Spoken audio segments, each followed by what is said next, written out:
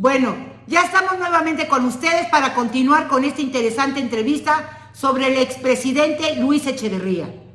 Síguenos platicando, Alfredo, sobre esto. Pues el gobierno no hacía caso. En ese entonces el gobierno lo que más le molestaba era que saliera la gente a protestar. Así es que lejos de tener una solución o de castigar a los policías, aventaron a los granaderos para golpearlos nuevamente y hubo muchas golpizas de estudiantes por todos lados. Entonces aquello fue creciendo, Irene, y con el paso del tiempo, las preparatorias, todas las de la Ciudad de México, se unieron a las vocacionales y salieron más estudiantes a protestar, tanto de las preparatorias como de las vocacionales. Y luego más tarde salieron los estudiantes de la Universidad Nacional Autónoma de México, de la UNAM, y se unieron juntos con los del Instituto Politécnico Nacional. Ese era un mundo de gente, y también salieron los maestros a protestar por lo que estaban pues reprimiendo con tanto coraje a los estudiantes. Y así pasó, Irene, así fueron las manifestaciones. Hubo muchas marchas, hubo varias marchas grandes, Irene, grandes las marchas, y eso al presidente Díaz Ordaz no le gustaba. Él era una persona dura, era una persona recia. Clásico del poder. Sí, en ese entonces era el todopoderoso en México. Salieron las marchas y todas las marchas iban por insurgentes desde la UNAM hasta Reforma. Hubo una marcha la penúltima marcha en la que yo también estuve, que fue del Auditorio Nacional al Zócalo.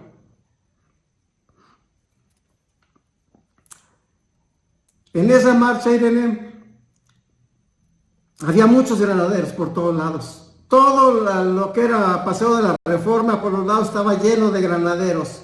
Y los granaderos no eran otra cosa más que golpeadores, sí, para reprimir a los estudiantes. Cuando empezamos a caminar del auditorio hacia el Zócalo, Irene, en el camino se empezaron a incrustar gentes del gobierno. Judiciales disfrazados, judiciales de civil, militares de civil, y mucha gente que estaba incrustada ahí.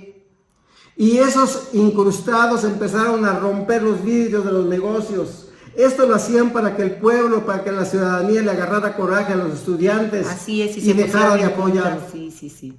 Entonces hubo destrozos en el camino, pero no por los estudiantes, era la gente que estaba incrustada. Y nuestros líderes en ese entonces, Irene, que eran varios líderes fuertes que había, nos decían: no respondan a las provocaciones, muchachos, manténganse así, váyanse callados, en silencio, no respondan, para que no se dieran más violencia. Más violencia.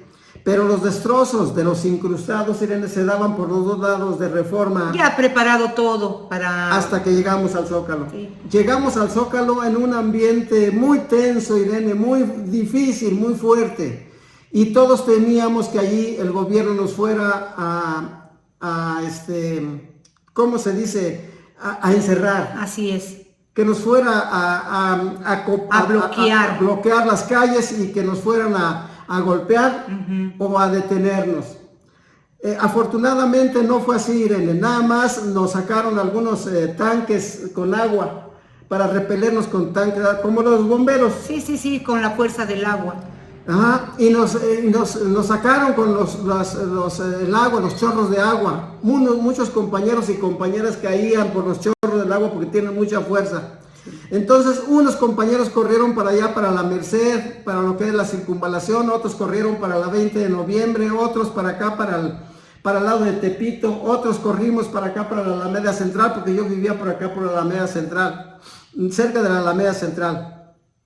Y así nos fuimos, pero nuestros líderes nos habían dicho que íbamos a realizar al siguiente día una manifestación. No me acuerdo si era el siguiente día o 2 días después. Otra manifestación, pero que ya no íbamos a ir al Zócalo porque ahí nos iban a bloquear. Nos iban a poner una encrucijada ahí. Entonces nos dijeron que ahora íbamos a hacer esa marcha, esa reunión muy grande ya, Irene, porque ya estaban acudiendo ya estaban acudiendo escuelas del interior de la República, de Guadalajara, de Veracruz, de Nuevo León, ¿verdad? La de Chapingo, ya se habían unido todas las universidades, los maestros ya estaban ahí. Entonces nos dijeron que íbamos a tener un meeting grande, muy grande, en la Plaza de las Tres Culturas. Ahí en Tlatelolco. En Tlatelolco. Ese día, Irene, te voy a platicar qué fue lo que pasó, por qué yo me escapé o por qué yo no fui acribillado por los militares y los judiciales.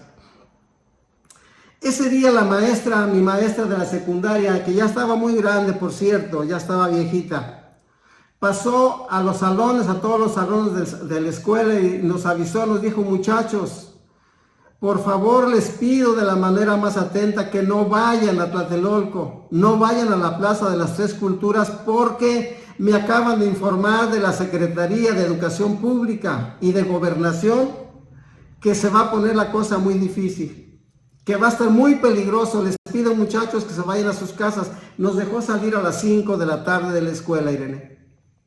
Lógicamente, Irene, cuando estás en la secundaria... Sí, eres imprudente, eres como todo joven. No la crees y muchas veces simplemente para echar relajo. Porque a final de cuentas, Irene, te quiero decir, nosotros no sabíamos ni qué se estaba pidiendo. Sí, exactamente. Ya en ese momento. Ya no sabíamos qué estaban pidiendo.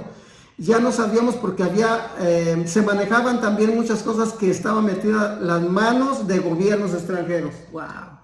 Entonces ya no sabíamos lo que estaba pidiendo. Sí, se manejó mucho, Alfredo, y sácame de la duda, se manejó mucho que este movimiento se hizo porque querían estropear los Juegos Olímpicos del 68. Sí, efectivamente, Irene, los Juegos Olímpicos ya estaban muy cerca, fueron el 12 de octubre. Así es. Entonces, ya había prensa internacional y había una presión fuertísima también. Entonces, ese día que la maestra nos dio oportunidad de salir, nos dejó salir a las 5 de la tarde. Yo me fui para mi casa porque yo tenía mucha tarea pendiente. Yo estaba muy atrasado con mis tareas y me fui a mi casa para ponerme al corriente ese día que me dejaron salir temprano. Muchos de mis compañeros, sí, se fueron como unos 15 o 20 compañeros a echar relajo prácticamente. Y se fueron, pero como te digo, muchos de ellos ya no regresaron, Irene, ya no los volvimos a ver. No tuvieron la suerte que tú tuviste. No, Irene. Cuando yo me fui a mi casa, yo llegué a mi casa como a las 5:30 llegué a mi casa, porque yo vivía a 3 cuadras de la escuela. Yo vivía en la calle Sor Juana Inés de la Cruz, número 118, en la casa del agrarista. Ahí vivía yo con mi tío y mi hermano. Entonces llegué ahí, era una casa muy grande, tenía una azotea. Entonces yo cuando llegué, en lugar de ponerme a estudiar, me subí a la azotea para ver cómo se veía el ambiente para Tlatelolco. Y resulta, Irene, que lo primero que vi fue que andaban muchos helicópteros arriba de Tlatelolco, en la unidad de Tlatelolco. Había muchos helicópteros volando. Y yo me quedé ahí viendo por un buen rato y luego de momento vi que esos helicópteros lanzaron unas luces. Horribles, Alfredo. Y fue la señal para empezar a atacar a los estudiantes. Sí, posteriormente supe eso, Irene. Sí. Pues... Supe que desde arriba estaban dando la orden de tirarle a los estudiantes. Y no creas que eran ametralletas, Irene, contra toda la gente, sí, contra todos los muchachos. Parejito. Eran tanques de guerra, Irene. Acabaron a los estudiantes. Cuando yo oía los balazos ahí, las metralletas, Irene, yo estaba temblando arriba.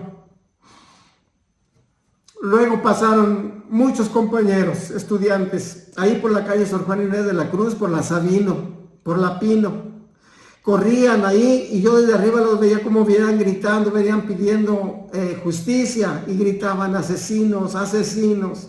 Y ahí iban muchos de ellos ya heridos. Ellos iban rumbo a la normal de maestros, Irene, a que estaba atrás de donde yo vivía. ¿Por qué? ¿Porque se querían refugiar o por qué? Sí, ellos iban a la normal de maestros para esconderse, para refugiarse, pero ya muchos de ellos iban heridos. Ahí enfrente de la casa quedaron varios muchachos tirados. Y otros llegaron a la normal de maestro y desde adentro de la escuela normal estaban gritando: asesinos, asesinos, mataron a nuestros compañeros. Vamos a otra pausa para continuar con el tercer y último bloque de esta interesante entrevista.